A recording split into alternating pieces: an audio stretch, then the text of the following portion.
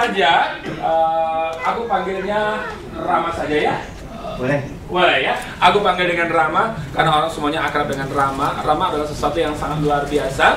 Karena pastinya bahwa tidak ada yang tidak mungkin selama kita mau bisa melakukan, bisa, pasti bisa, dan harus bisa. Hari ini spesial, materi akan disampaikan oleh Rama, yaitu tentang bagaimana Anda mempelajari manajemen karakter. Dan nanti setelah selesai event ini, Bapak Ibu semua bisa mendapatkan kesempatan. Ini ada VCD-nya. Yang kemarin juga kita manajemen niat, Anda bisa dapatkan VCD ini. Nanti di sini Rama bisa kasih untuk Anda semua, siapa saja yang hadir di sini. Silahkan nanti Anda memberikan sesuatu yang sangat luar biasa, penggantian untuk cover dan VCD-nya. It's okay ya. Terserah seikhlasnya Anda bisa letakkan di sini. Oke, kita langsung saja dengan tepuk tangan yang meriah sekali lagi. Rama. Baik, terima kasih. Assalamualaikum warahmatullahi wabarakatuh. Selamat malam semuanya. Karena untuk saya tidak ada namanya pagi, siang, sore, selalu malam. Baik, seperti sudah disampaikan tadi oleh Mas Hadi bahwa hari ini kita akan belajar tentang manajemen karakter. Ya, mungkin ada di antara rekan-rekan yang hadir di sini kemarin sudah datang ya. Berapa orang? Jangan nunjuk Pak, nggak kelihatan juga, percuma. Oke, ya mungkin dari suaranya ya. Ada berapa orang yang hadir? Lumayan banyak. 1000 sekian ya? Iya, banyak. Oke, baik ya. Jadi hari ini kita akan lanjutkan yang kemarin. Kemarin kita sudah bahas tentang manajemen niat ya. Insya Allah nanti testimoninya bisa langsung sama Mbak Isya. Kemudian juga hari ini kita akan lanjutkan, sebenarnya setelah manajemen niat itu kita lanjut ke manajemen emosi. Cuma Mbak Isya bilang, Mas gimana kalau manajemen karakter dulu, dan Mbak Isna juga bilang karakter dulu deh. Kalau gitu ya udah saya kasih manajemen karakter dulu. Ya. Tadi sudah, mungkin untuk teman-teman yang baru hadir hari ini sudah sempat lihat profil saya. Mungkin untuk data lebih lanjut nantinya bisa langsung ngobrol sama teman-teman yang ada di sini, atau bisa langsung ke website saya di www.ramaditya.com. Ya, baik. Sebelum saya awali, saya mau tanya, mungkin di antara teman-teman sudah ada yang baca buku Personality Plus ya? Sudah ada yang pernah baca? Belum ya? Oke, nanti boleh dibaca. Kalau belum, nah di buku Personality Plus itu memang dibahas tentang manajemen karakter. Tapi di sini saya coba ingin sederhanakan lagi. Dan sebelum saya mulai, saya ingin sampaikan kenapa penting bagi kita untuk mempelajari tentang manajemen karakter ini. Karena kalau saya amati, memang dalam kehidupan kita tidak pernah bisa lepas dari yang namanya saling berinteraksi antara masyarakat satu dengan yang lain. Apalagi teman-teman yang di aksa finansial ini bergerak langsung bersentuhan dengan orang-orang ya, jadi interaksinya direct sekali. Dan saya merasa sangat penting sekali untuk kita bisa memahami karakter ya. Dan sebelum saya mulai, saya ingin sampaikan bahwa nantinya karakter-karakter yang akan saya perkenalkan di sini kita bicara bukan tentang kelebihan atau kekurangan. Jadi tidak ada yang lebih satu sama lain, karena tiap karakter punya kelemahan dan kelebihannya sendiri-sendiri. Jadi di sini saya lebih menekankan kepada ciri. Ya, jadi bahwa setiap karakter memang punya ciri tersendiri, ya, unik ya. Oke, saya akan coba bukakan slide-nya dulu di sini.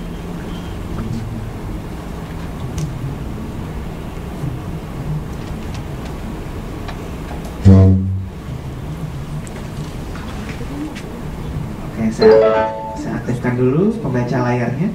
Mungkin teman-teman kemarin sudah sempat ya demonstrasinya ya, sudah lihat. Oke, saya akan menuju ke folder presentasinya. Seminar, items new, seminar draft, seminar name and character, item selected. Ya, kita Microsoft PowerPoint. tunggu dulu slide-nya dibuka. Insya Allah nanti bagi teman-teman yang mau copy slide-nya silahkan ya, jadi nanti bisa dipelajari sendiri. Power. Oke, ini judulnya ya. Kata Mbak Isya sih judulnya, saya nggak ngeliat soalnya judulnya. Ya. Oke. Ya, di sini saya ingin menjelaskan bahwa karakter itu dibawa atau menurun secara genetik. Jadi setiap orang memang punya karakter sendiri-sendiri yang turun-menurun ya. Jadi karakter itu yang membuat individu itu jadi unik satu sama lain. Ya, mungkin ada di antara teman-teman di sini yang periang, ada juga yang pemikir, ada lagi yang pemalu barangkali, ada lagi yang wah mungkin agresif ya. Ya, kemudian juga ada juga yang barangkali punya karakteristik yang pendiam. Nah, jadi memang ini semuanya menurun dari genetik dan ini menjadi ciri. Ya, seperti di sini ya disebutkan bahwa memang karakter itu unik, menjadi ciri dari diri kita sendiri. Ya, hanya masalahnya banyak di antara kita yang mungkin kurang menyadari bahwa pengetahuan tentang karakter ini sangat penting.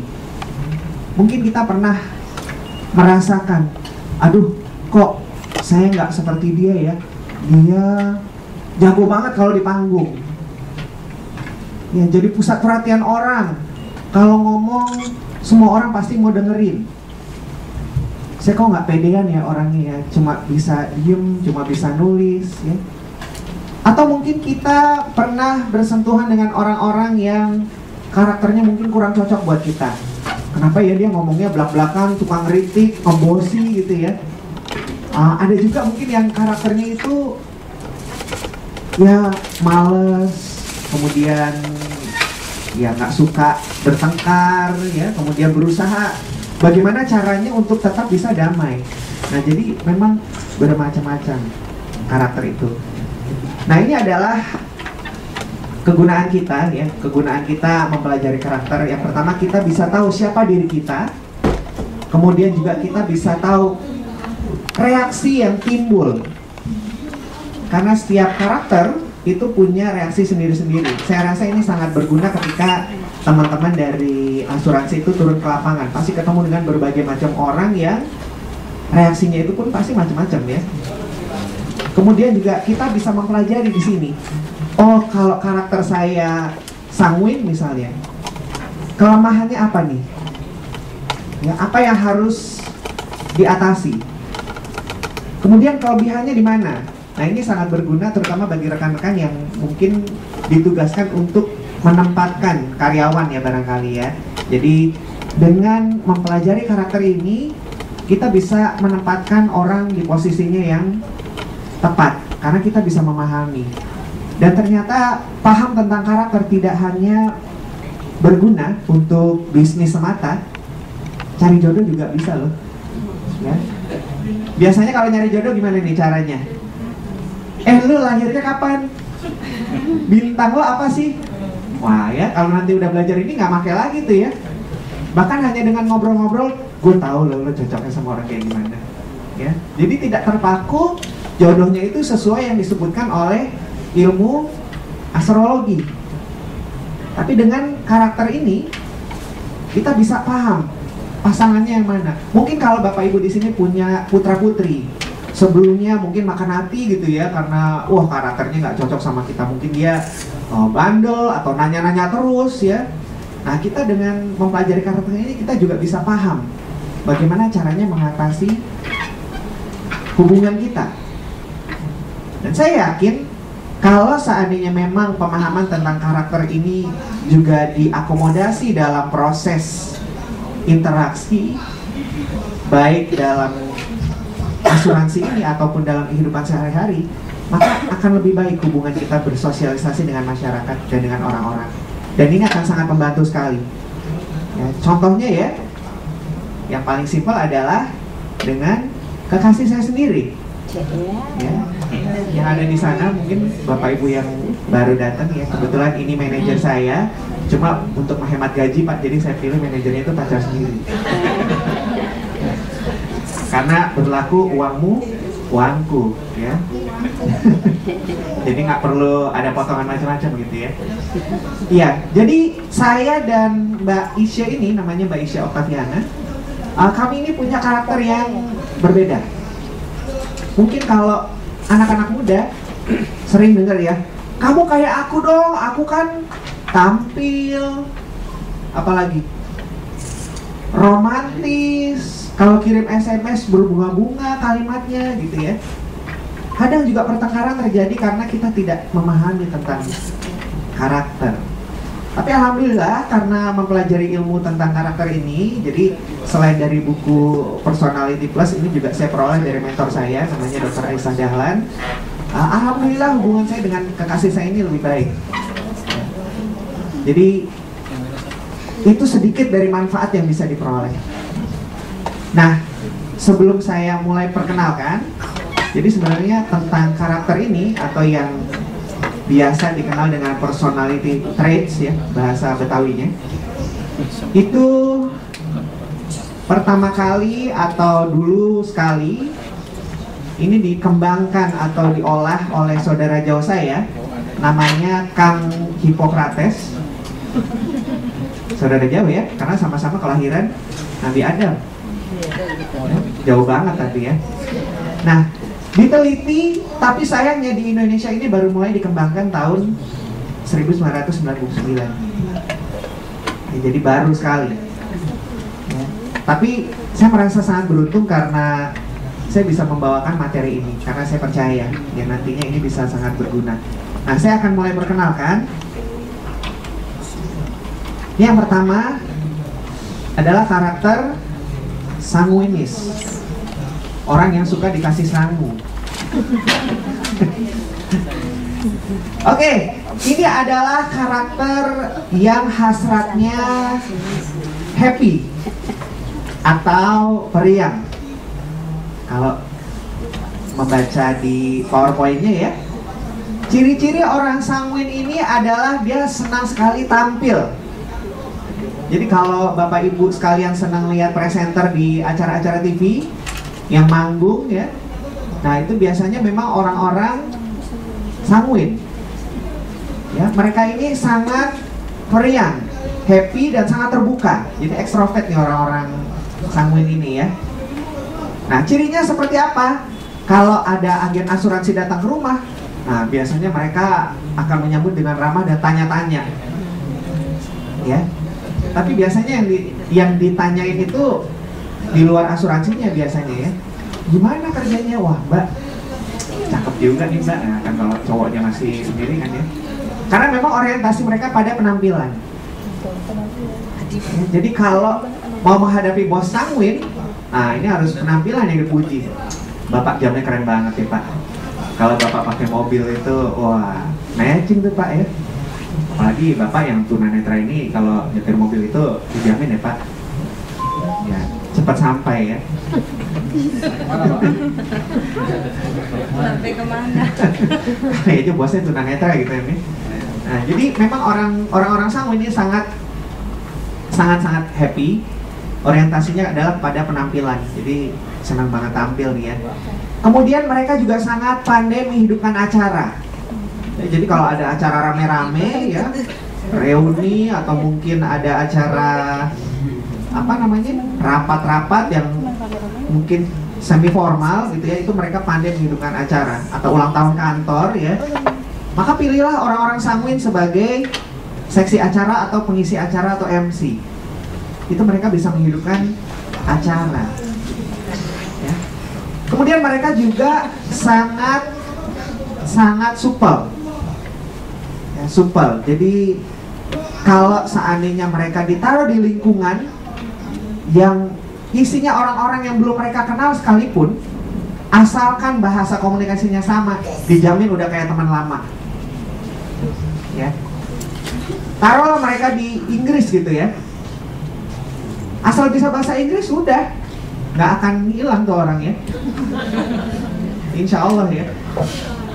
Dan biasanya memang inilah orang-orang yang pandai di dunia marketing, karena mereka juga ekspresif. Contoh paling sederhana orang sanguin kalau nawarin restoran nih, enak banget makanannya. Pokoknya lu perlu coba deh kalau bisa baca raut muka saya ya. Enak banget. Wah, masakannya, menunya. Kalau temennya nanya, lu udah pernah ke sono? Belum. Ya. Lalu kita juga sering salah nih. Kadang kalau kita melihat orang yang suka nangis, ya kita bilangnya apa? Lu melo banget sih ya. Sebenarnya kemungkinan mereka orang sanguin, karena orang sanguin ini sangat ekspresif. Jadi kalau mereka itu bisa menjelaskan apa perasaannya, nah itu biasanya orang sanguin. Jadi kalau dia putus cinta, nangis, bisa cerita detail ya tentang perasaannya. Nah itu biasanya mereka orang-orang sanguin. Dan kalau ada acara TV, ada bencana, mereka bisa bicara seperti ini. Oh iya, memang rumah saya Pak, luar biasa itu kemarin Pak. Ya tapi alhamdulillah lah sampai sekarang saya masih. Nah itu biasanya orang sanguin. Karena kalau orang melo ceritanya nggak gitu. Itu kan sekali.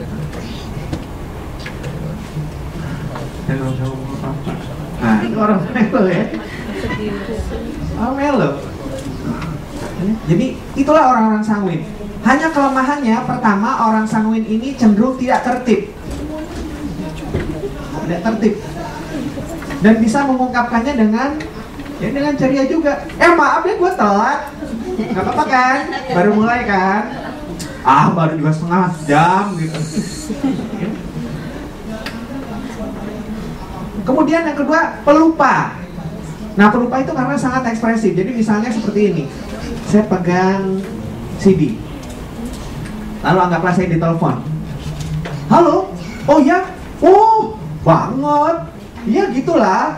Ya jalan-jalan lah kemana gitu. CD-nya ditaruh kemana, orangnya kemana. Nanti nyari-nyari deh. Kadang anduk di pundak aja lupa. Kemudian yang ketiga, kelemahannya itu cenderung tidak rapi. Ya, cuek. Tidak sabar. Ya. Bener ya. Cenderung nggak rapi. Ya, jadi mereka memang tidak terlalu, walaupun mereka suka tampil, tapi bukan berarti mereka itu sangat rapi. Bukan. Tampil yang dimaksud adalah mereka nggak peduli bagaimana kondisi mereka, ya tampil apa adanya. Ya. Kemudian kalau orang sanguin itu kelemahan yang lain adalah biasanya bobot atau makna dalam kata-kata yang diucapkannya itu ringan. Jadi bisa aja ya orang-orang sanguin itu ketemu dengan temannya ya, itu ya kalimatnya manis sih, mau kemana say gitu ya, itu ringan buat orang sanguin. Tapi coba itu diucapkan ke orang melo, pasti dia mikir, dia manggil gua say kenapa ya. Jadi kalau digombalin sama cowok sanguin, udah gue udah tahu lo sanguin, emang nature-nya begitu. Memang nature-nya seperti itu. Banyak yang ngangguk-ngangguk, Ram. Banyak yang ngangguk ya. Kok kayaknya ibu-ibu yang ngangguk ya. Berasa, sanguinnya berasa. Berasa ya. Berasa ya. Nah, orang-orang sanguin seperti ini paling cocok ditaruh di bagian marketing. Ya, baik itu secara telekonferensi atau maupun langsung ketemu. Karena memang orang sanguin ini pandai bicara dan dari pagi sampai pagi dia kuat bicara. Ya. Kalau ngelihat orang pidato pakai teks, sudah dipastikan dia bukan orang sanguin. Orang sanguin akan memilih tidak pakai teks. Dia akan bicara langsung. Dan kalau dilihat PowerPoint-nya sedikit, nggak banyak ya. Nah itu orang sanguin. Paling cocok ditaruh untuk head to head sama orang.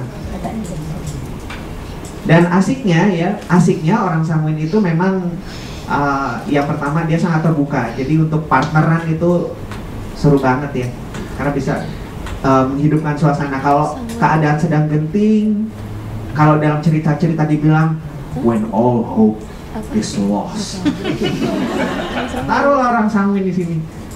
Ya. Nah, orang sanguin paling tidak suka dengan orang-orang yang kurang antusias. Nah ini perlu diperhatikan kalau kita punya bos yang orang sanguin ya. Hindari untuk menunjukkan sifat-sifat menyerah. Ya mereka nggak suka tuh ya. Mereka senang orang-orang energik, ya, semangat, mau susah mau gampang smile terus, ya. Ini nih orang-orang begini nih. Tapi asiknya kalau sudah berhasil merebut hati, nah itu biasanya nggak mikir tuh. Udah lo pakai aja lah mobil gua, gitu. Lo butuh berapa, ya. Orang sanguin tuh gampang, ya, keluar duitnya. Tapi itu harus kalau mau memuji harus berhubungan dengan penampilan, penghargaan, ya, itu harus berhubungan dengan itu. Dia senang tuh kalau Facebooknya jempolnya banyak, ya. Wah, senang banget itu, ya. Ya. Ciri-ciri kalau dari asuransi, ciri-cirinya salesnya yang sanguin di mana? Bapak Ibu luar biasa, Bapak Ibunya anaknya, ya. Wah, saya salut sekali sama anaknya Bapak. Itu orang sanguin pasti. Ya. Pasti ngomongnya kan begitu. Karena memang orientasinya adalah pada eksistensi atau penampilan. Oke, ya, ini untuk kategori sanguin. 10:50. Jadi nanti boleh dipelajari sendiri. Nah, yang kedua ini adalah koleris. Oh ya, saya lupa sampaikan, kalau yang tadi sanguin itu dia ekstrovert dan optimis. Sama dengan koleris. Ini juga ekstrovert dan optimis. Nah, karakter koleris ini dia adalah leader. Jadi hasratnya adalah memimpin. Ya. Sudah dipastikan paling cocok berada pada posisi pengambil keputusan atau leader suatu kelompok. Ini orang koleris ini omongannya selalu didengar. Kalau ada parade itu di belakang orang koleris itu barisannya bisa panjang. Salah satu tokoh di Indonesia ada yang tahu yang cukup terkenal orang koleris? Bu Isna. Bu Isna ini koleris nih, ya. Ya betul. Bung Karno itu adalah tokoh koleris yang cukup terkenal di Indonesia. Omongannya berapi-api. Pokoknya kalau dekat sama orang-orang koleris tuh merasa terbakar. Karena memang salah satu ciri dari orang koleris beda dengan sanguin. Kalau sanguin semangat, betul. Kalau orang koleris itu punya pengaruh. Ya, omongannya itu karismatik, betul. Karismatik. Kalau Bapak Ibu ketemu dengan orang yang tidak suka mencela-mencela omongannya, nah ini adalah ciri orang-orang koleris. Ya. Jadi kalau ada sales asuransi datang, lo mau apa enggak? Ya. Itu aja. Lo rugi lo kalau nggak ikut, gitu ya. Gue kasih tahu aja nih, ya. Dia tidak akan merayu yang bagaimana, langsung spesifik to the point. Kalau nolak ya nolak aja. Maaf, saya nggak tertarik. Ya, ini adalah orang-orang koleris. Karena dia hanya kenal dua opsi, iya atau tidak. Ya. Jadi kalau menawarkan opsi ke orang-orang koleris itu jangan ragu-ragu. Suka-suka, enggak. Ya. Kalau mau nembak cewek kole gitu misalnya, ya, nggak usah bertele-tele. Sebenarnya sejak pertama aku melihatmu, aku sudah langsung aja to the point, ya. Mau lo apa gitu. Dan ini berlaku juga dengan bos-bos koleris. Kita nggak bisa datang dengan bahasa Jermannya mengkeret. Ya, datang pasti bawa tuh proposal, tunjukin, Pak, saya mau ini. Dia lebih suka begitu. Dan memang harus sedikit menjaga perasaan, ya. Karena umumnya orang-orang koleris ini kalau bicara apa adanya, kalau dia nggak suka akan sesuatu, dia akan langsung kritik, dia akan langsung benahi. Ya, orang koleris paling tidak suka melihat sesuatu yang dianggapnya salah itu bertahan dalam kondisi yang lama. Itu akan langsung diperbaiki, ya. Dan usahakan untuk konfrontasi dengan untuk tidak konfrontasi dengan orang-orang koleris. Kalau Anda menantang untuk berdebat, Anda akan berhadapan dengan singa. Mau salah mau benar, orang koleris tuh, wah, ya, dia akan menerkam. Makanya kalau ketemu nasabah yang koleris, nah itu harus dicari jalan keluarnya. Gak bakalan menang ya, gak bakalan menang. Karena orang koleris, debatnya hanya bisa dikalahkan dengan bukti. Ya, dengan bukti. Gak bisa kalau kita ngomong aja. Walaupun dia salah, dia akan tetap pertahankan. Usahakan untuk tidak merubah prinsip orang koleris. Ya. Anda akan berhadapan dengan singa. Ya, saya pernah mengalami soalnya berdebat dengan orang koleris. Ya ngomongnya gitu, ya dah terserah gitu ya. Hanya memang kelebihannya dari orang koleris ini, kalau dia memimpin, leader, itu tangguh biasanya. Ya, dia tidak akan cepat menyerah dengan keadaan, dia tidak akan cepat menyerah dengan rintangan. Sampai harus mati sekalipun tuh dia akan perjuangkan orang-orang koleris ini. Memang yang harus dihandle adalah emosinya yang membuat dia bisa cepat marah atau tidak sabaran. Ya, ini harus dihandle. Ya, nanti kita akan bahas setelah 4 dari karakter ini kita lihat, ya, kita lihat sama-sama. Kalau dari kehidupan putra putri kita ya, itu gampang kelihatannya, pasti dia akan mendominasi teman-temannya waktu main. Dia yang ngatur.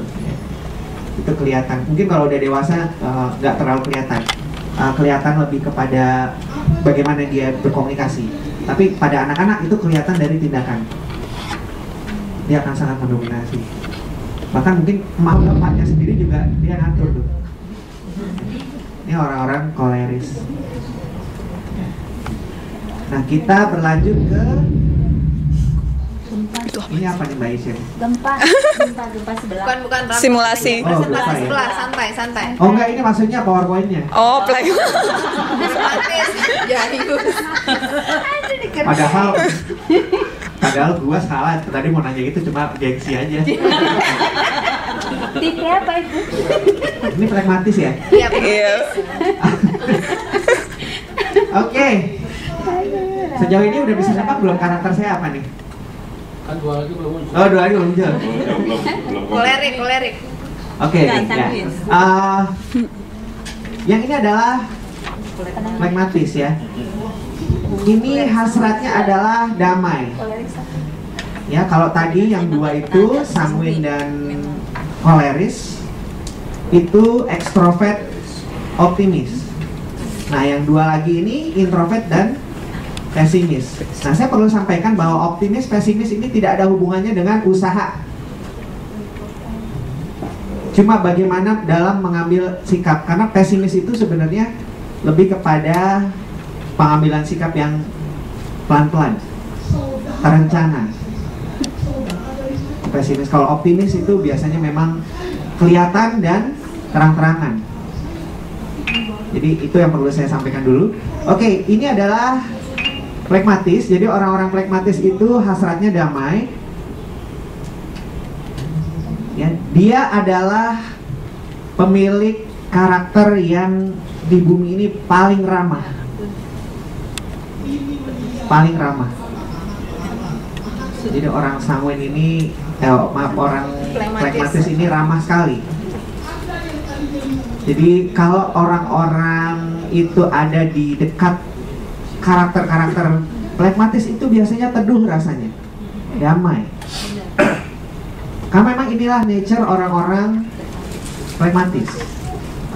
Nah, orang pragmatis ini akan memperjuangkan dengan segala cara, bahkan akan mengorbankan kepentingannya sendiri untuk menghindari konflik. Dan kalimat yang paling bakal sering Anda dengar dari orang sanguin adalah ya sudahlah, Iya deh. pragmatis ya, adalah ya terserah, Ya sudahlah. Ya, ini sering didengar dari orang-orang pragmatis ya. Karena memang tipikalnya seperti itu. Mereka cinta damai, tapi terkadang sangat damai sekali. Sehingga mengharapkan tanggalan di kalender itu yang hitam berubah menjadi merah. Bener. Ya. Putranya mentor saya, Dr. Aisyah, yang pragmatis, ketika hari libur, kebetulan saya nginep di sana, dia bangun tidur, dia bilang sama saya, Om Rama, this is a big day for me. Wah, saya tanya, kenapa big day? Ya karena libur saya bisa tidur terus. Kalau teman-teman melihat dia senang, orang-orang pragmatis ini ya, senang leyeh-leyeh, kemudian ke salon, nyepa gitu ya. Wah, ini orang-orang pragmatis ini senang banget nih. Ya. Senang sekali. Hanya kelemahannya, salah satunya adalah biasanya dia suka memendam perasaan, ditahan dan di cover dengan kalimat ya tadi, ya terserah lu deh, maunya gimana ya udahlah gitu. Cuma biasanya nanti karena orang-orang pragmatis ini juga termasuk pengamat, jadi kalau teman-teman mau menempatkan watcher atau pengamat ya, ini bisa orang-orang pragmatis ini ditempatkan. Begitu marah, meledak, dia akan detail dan akan dikasih tahu semua. Dulu waktu lu begitu gue nggak marah. Ya. Waktu lu nyolong duit gue diem aja. Ya. Waktu lu begini juga, wah detail nanti. Ya. Tapi biasanya dalam waktu yang lama. Dan biasanya pun dia akan menyesalkan kenapa dia marah. Karena memang bukan nature-nya dia. Energinya tuh biasa sangat habis ya. Nah kalau berhadapan dengan karyawan yang punya karakter pragmatis ini, ya meskipun kita mungkin punya wewenang terhadap dia, mungkin apakah kita ketemu dengan office boy ya, atau yang setingkat, kita tahu bahwa apapun yang akan kita suruh pasti dia turutin. Tapi alangkah baiknya bagi kita untuk bertanya. Kita kasih pertanyaan dulu. Menurut Mas bagaimana? Oh itu dia bakal senang banget. Walaupun jawabannya akan sama. Ya terserah Bapak aja Pak, saya menurut aja. Tapi dia merasa dihargai. Begitu juga kalau ada nasabah kita yang pragmatis ya, istilahnya duitnya banyak ya, nurut aja kan ya, mau kita kasih paket apapun gitu ya. Tanya dulu.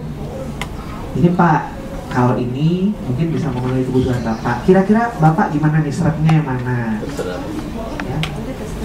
Ya terserah aja gitu ya. Tapi dia merasa dihargai. Demikian juga kalau kita punya putra-putri ya. Putra-putri kalau dia itu pragmatis dan dia ditanya dulu, itu dia akan merasa sangat dihargai. Kalau tidak ditanya, dia mungkin akan tetap nurut, tapi ya gitu ya, dia sedih hatinya. Sedih hatinya. Dan posisi yang paling bagus ini adalah untuk pengamat. Ya macam-macam ya, pengamat politik, pengamat olahraga ya. Karena namanya tugas mengamati kan tidak perlu bicara. Ya, cukup nonton aja. Cukup nonton aja. Nah, ini tugas seperti ini paling pas dikelola oleh orang-orang pragmatis, dan hindari untuk menaruh ini di bagian marketing. Begitu ditolak ya udah. Ya. Saya mau menawarkan ini Pak. Oh enggak, saya nggak tertarik. Oh iya sih. Udah. Kalau dia tanya dibilangnya apa? Ya dia nggak mau gimana lagi. Ya orang-orang pragmatis. Tapi kalau mau mencari kedamaian, mencari kesabaran, maka dekatilah orang-orang pragmatis ini. Nah, yang terakhir, melankolis. Ini kita yang sering banyak salah nih. Melankolis itu kita menganggap sedih, cengeng, bukan begitu sebenarnya. Ya, orang-orang melankolis ya, dia juga introvert dan pesimis. Nah, hasrat dari orang-orang melankolis adalah sempurna. Dia adalah seorang yang perfeksionis, detail. Ini orang-orang melankolis, pemikir. Ya, mungkin teman-teman pernah melihat. Saya mau tanya nih, orang melankolis yang merasa dirinya melankolis, kalau mandi biasanya odolnya itu mencetnya dari bawah. Kenapa saya tanya? Kenapa dari bawah? Karena dia pengen tubenya tuh tetap rapi bentuknya. Kalau merapikan handuk, Pak, Bu, dia bisa begini nih. Ini ujung sama ujung bisa begini nih. Kalau begini dia mau nggak? Nggak mau. Dia pasti akan lihat tadi kurang. Dia harus rapi sekali nih. Ya. Kemudian juga dia sering mempertimbangkan sesuatu. Mbak Isya yang melankolis, kalau saya berpakaian, berapa kali biasanya nanya pantas apa enggaknya? Berapa kali nanyain saya udah pakai deodoran atau belum? Selalu ditanyakan nggak? Iya. Iya, selalu ditanya. Lalu kalau mau melakukan sesuatu, dia akan nanya dulu, salah nggak ya? Salah nggak ya? Ya. Makanya jangan heran kalau di masa mudanya mungkin Bapak Ibu pernah PDKT sama orang yang disuka, itu jadiannya lama banget, setahun 2 tahun baru jadian. Ya, kalau orang sanguin seminggu bisa jadi, Pak. Nikah aja bisa seminggu 2 minggu. Tapi insya Allah jarang dijumpai dengan orang melankolis ini bisa cepat. Mbak Isa pengecualian. Nah, kita sebulan ya. Oke, ya. Nah, kelebihannya adalah mereka ini sangat pas melakukan kegiatan yang sifatnya itu rutinitas. Ya, jadi paling pas misalnya ditaruh di bagian administrasi, detail yang hitungnya, detail banget, teliti. Ini orang-orang melankolis yang sangat teliti sekali. Naruh pot bunga aja, wah harus sama. Tanaman A dengan A, B dengan B, ya. Prosedural juga. Jadi kalau dengan orang-orang melankolis melawan orang sanguin misalnya orang sanguin bisa begini nih. Masuk kantor absen, kan bisa titip teman ya, saking kreatifnya gitu kan ya. Orang melankolis nggak mau, dia harus ikut prosedur. Ya, kalau nggak lewat prosedur, dia nggak mau. Betulin laptop misalnya, teknisi ya. Katakanlah misalnya kalau orang sanguin itu, dicongkel-congkel gini aja, bisa kok tetap nyala gitu laptopnya. Kalau dia nggak mau, harus lewat servis yang betul. Ya, kalau teknisi itu melankolis, dia akan cek betul sampai betul-betul running tuh. Makanya kalau menempatkan teknisi yang melankolis ya, kalau acaranya jam 9, taruhlah dia 6:30. Biar dia cek dulu tuh, tapi dijamin hasil kerjaannya tuh beres. Kalau orang sanguin, halo tes 1 2 3, udah nyala Pak, ya udah.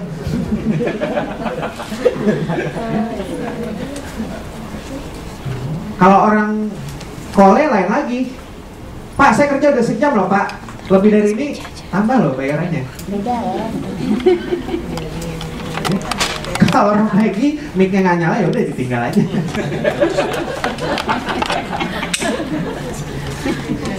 Nah, kalau berhadapan dengan nasabah yang kita anggap melankolis, kita harus datang lengkap dengan data. Harus datang lengkap dengan perhitungan, video, testimoni. Kalau mau meyakini. Oke ya, jadi inilah 4 karakter 11:11. yang dikelompokkan oleh saudara jauh saya tadi, Hippocrates ya. Nah ini mungkin kalau ingin melihat, saya ambilkan dari tokoh-tokoh muslim ya. Kalau yang sanguin itu sahabat Rasulullah, Ali bin Abi Thalib. Ini sanguin sekali beliau. Kemudian koleris sudah nggak harus ditebak lagi, singa padang pasir ya, Umar bin Khattab ya. Ini nih koleris. Kemudian Abu Bakar As-Siddiq, ini beliau sangat cinta damai. Kenapa dia pragmatis ya. Nah kemudian Utsman bin Affan, nah beliau ini melankolis, makanya nggak heran bisa meraih, ya mungkin tidak besar ya kekuasaan beliau, tapi bentuk-bentuk atau hasil-hasil peninggalan sejarahnya itu sangat-sangat penuh dengan sentuhan karya seni. Ya karena memang orang melankolis ya, seniman itu biasanya lahir dari orang-orang melankolis ya. Nah ini adalah diagramnya. Nah di sini yang ingin saya sampaikan adalah, apakah kita dalam kehidupan sehari-hari bisa berpindah? Mungkin tadinya dari sanguinis jadi melankolis gitu ya. Nah yang perlu saya sampaikan adalah, yang dapat dilakukan adalah kita menyesuaikan diri. Karena batu akan tetap batu. Air sifatnya cair akan tetap cair. Tapi yang perlu kita ingat adalah, batu bisa diukir, air bisa dibekukan. Dengan kata lain, kita bisa menyesuaikan diri. Nah, salah satu hal yang paling baik untuk menyesuaikan diri adalah dengan norma-norma agama. Jadi kita bisa blending. Saya yakin teman-teman bisa menarik materi ini, nantinya bisa disesuaikan dengan aktivitas teman-teman di aksa finansial ini, terutama ya. Bagaimana caranya menghadapi klien ya. Karena biasanya memang untuk materi ini saya sajikan sehari Pak Bu biasanya ya. Karena kita nanti ada tes, ada training, ada interaksi ya. Hanya karena memang ini 2 jam, jadi saya sampaikan garis besarnya saja, yang semoga cukup sederhana bisa diikuti ya. Jadi kalau ditanya apakah bisa berubah, jawabannya tidak bisa. Karena sifat dasarnya itu akan tetap melekat. Tapi menyesuaikan diri atau belajar sangat bisa. Orang sanguin misalnya cenderung tidak bisa diam, ya cuek. Kita bicara kelemahannya ya misalnya.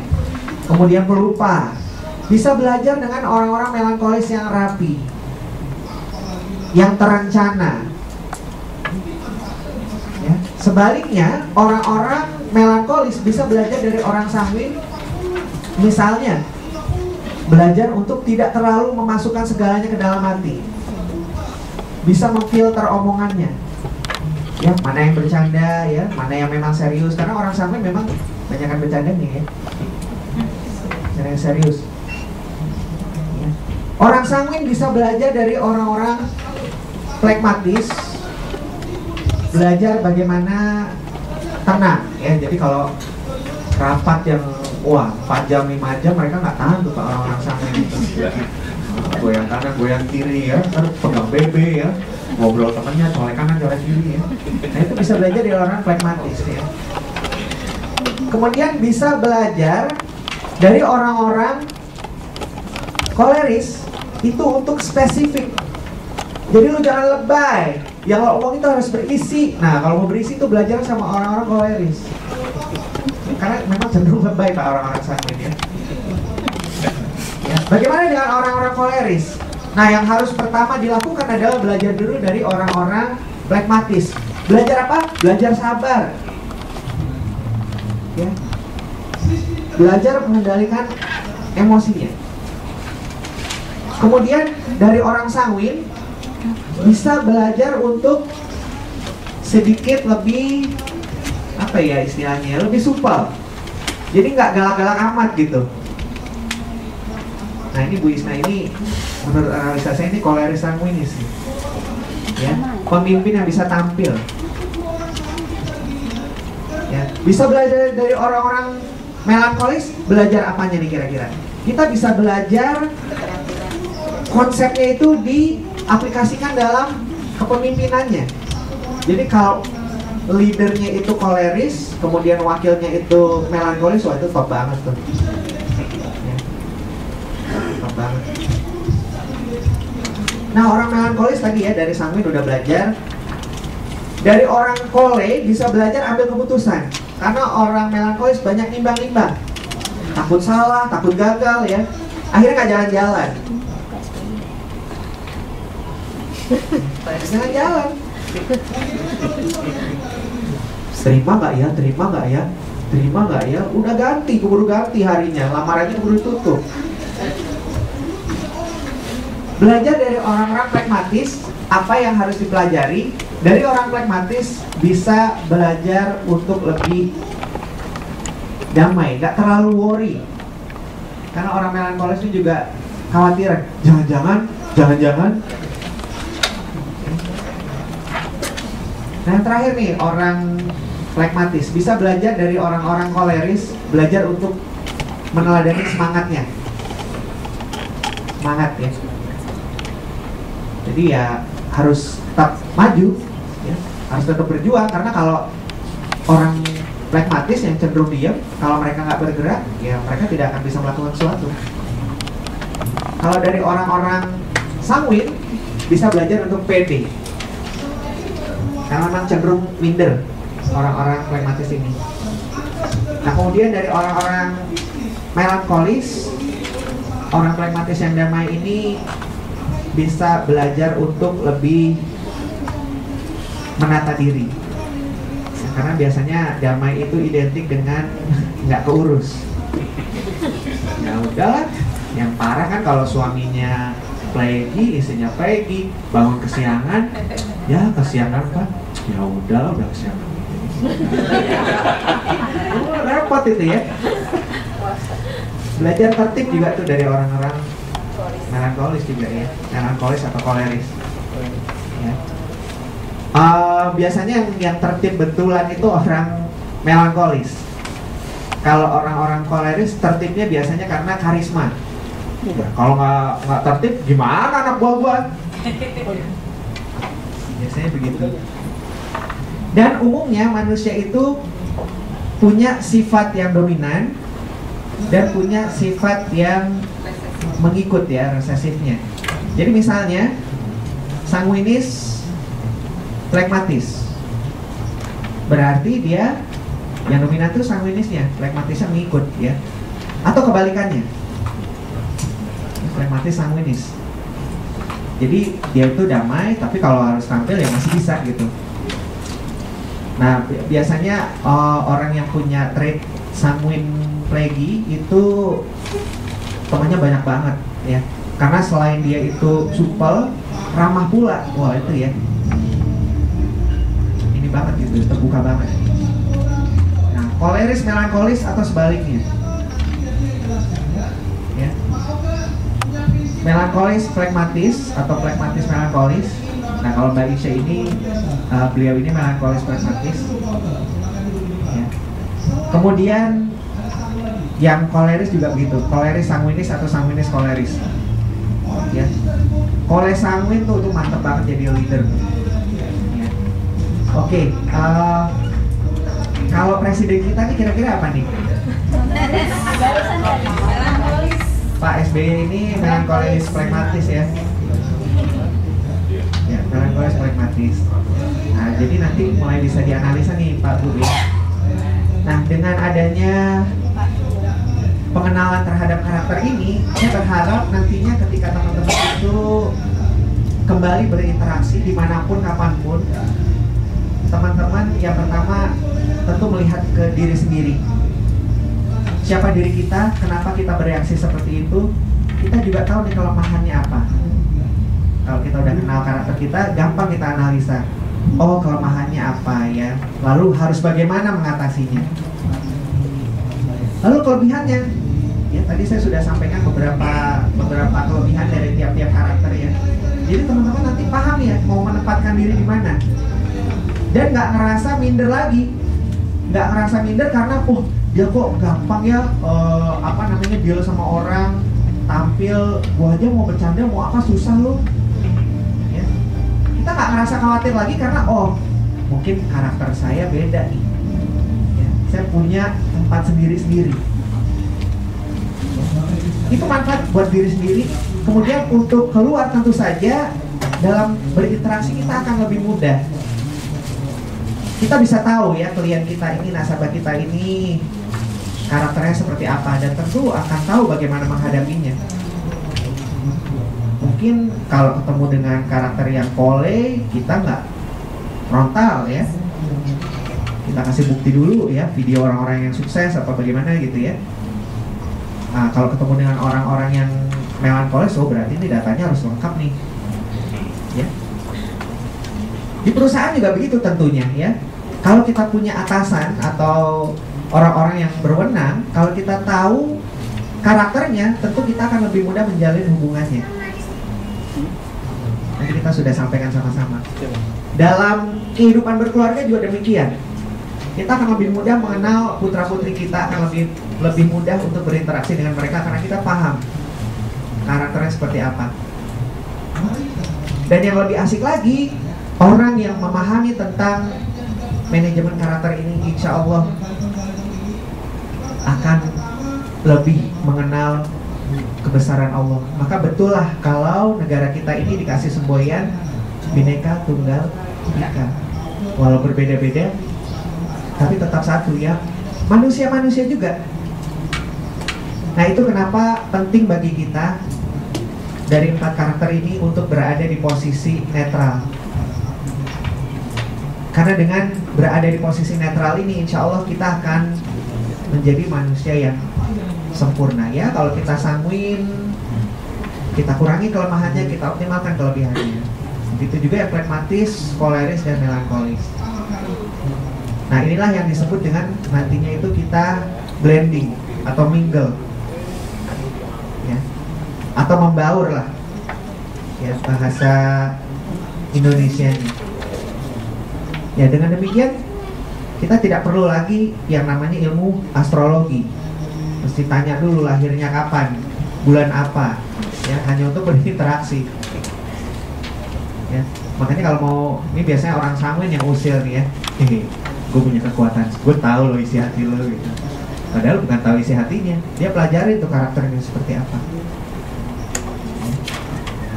Nah, untuk memanage karakter ini tentu tidak mudah. Karena untuk memanagenya kita sangat membutuhkan motor penggerak yang disebut dengan emosi. Nah, untuk emosi, insya Allah nanti kita akan bahas di pertemuan berikutnya. Untuk sesi karakter, ya sebelum tanya jawab nantinya, seperti biasa ya, kita sudah belajar, kita sudah sama-sama bercanda, ya kemudian juga kita sudah sama-sama berbagi pengetahuan. Seperti sudah saya sampaikan tadi bahwa yes we can. But what will happen when we fail? Itu kenapa penting bagi kita untuk menyerahkan diri kita kepada Sang Pencipta. Oleh karena itu, izinkanlah kita sama-sama menutup mata. Saya akan pandu untuk sesi renungan. Bagi teman-teman yang ingin berdoa menurut agama dan kepercayaannya masing-masing, silakan. Saya akan hitung mundur dari 5 sampai 1. Pada kehitungan ke-1, kita semua berada dalam keadaan yang paling tenang, paling nyaman, paling rileks. Bismillahirrahmanirrahim. 5, 4, 3, 2, 1.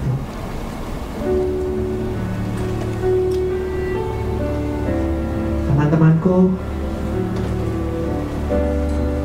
hari ini kita semua berkumpul di sini.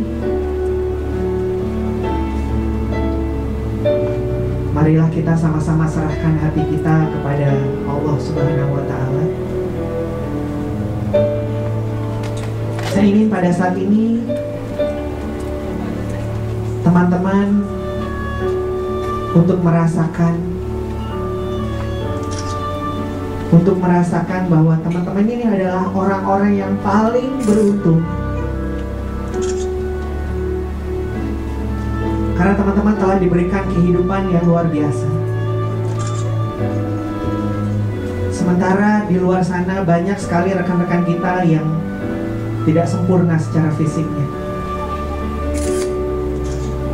Mereka tidak bisa hidup sesempurna teman-teman. Kalau teman-teman menutup mata sekarang ini gelap gulita. Orang-orang seperti saya menutup matanya hampir selama hidupnya.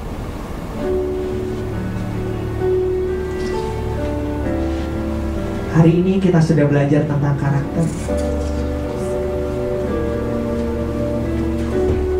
Mungkin selama hidup kita, selama usaha kita di asa finansial ini, hati kita merasa sedih, merasa sakit, merasa galau karena perbedaan karakter di antara kita. Marilah mulai hari ini kita bayangkan bahwa teman-teman yang ada di sekeliling kita ini bukanlah sosok yang beda. Namun seperti halnya negara kita Bhinneka Tunggal Ika, berbeda-beda, tapi mereka tetap satu.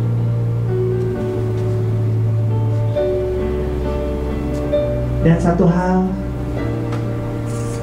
saya ingin bisnis ini juga mendapatkan berkah. Dan mungkin selama ini berkah itu atau keberhasilan kita terhambat karena perbedaan karakter di antara kita menyebabkan kita menyakiti hati sesama kita. Maka dalam kesempatan ini, dalam mata yang terpejam ini, mari kita hadirkan hati orang-orang yang kita sayangi. Kita hadirkan hati kedua orang tua kita. Mungkin selama kita berbisnis di asa finansial ini, kita banyak menyakiti perasaan mereka. Walaupun mereka jauh di sana, mari kita hadirkan wajah mereka di sini. Marilah kita minta maaf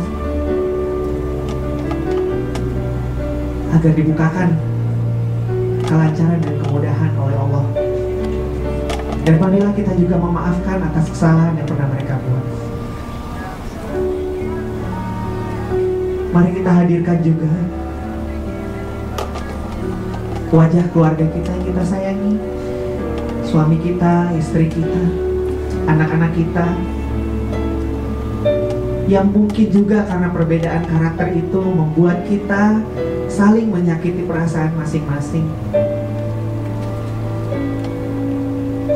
Marilah kita minta maaf kepada mereka, hadirkan wajah mereka. Insya Allah dengan pemahaman tentang karakter ini, kita bisa jauh lebih baik. Karena sesungguhnya ridhonya mereka juga salah satu kunci pembuka dalam keberhasilan kita. Dan kalau ada kesalahan yang mereka perbuat, marilah kita juga bukakan pintu maaf yang sebesar-besar.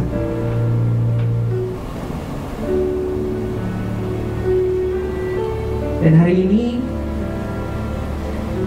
saya minta teman-teman yang masih memejamkan mata untuk membayangkan wajah teman-teman yang ada di sebelahnya, di belakangnya. Mungkin selama ini ketika kita berbisnis, kita bersaing secara tidak sehat. Perbedaan karakter di antara kita membuat kita terpecah belah. Namun hari ini kita Bhinneka Tunggal Ika. Meskipun kita berbeda, tapi kita tetap satu. Maka maafkanlah mereka kalau memang ada yang melakukan kesalahan dan menyakiti hati kita. Dan minta maaf agar pintu rizki dan kerjasama di antara kita semua juga terbuka. Marilah kita pelan-pelan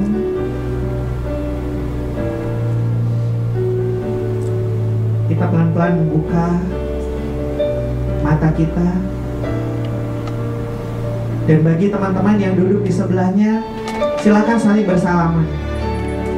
Ya, silakan saling mendoakan ya. Silakan saling bersalaman, saling dukung ya. Mari sama-sama kita bangkit berdiri. Setelah keluar dari kursi kita membentuk lingkaran. Yuk kita membentuk lingkaran. Yuk kita berdiri, kita keluar dari kursinya. Keluar dari kursinya, kita bentuk lingkaran.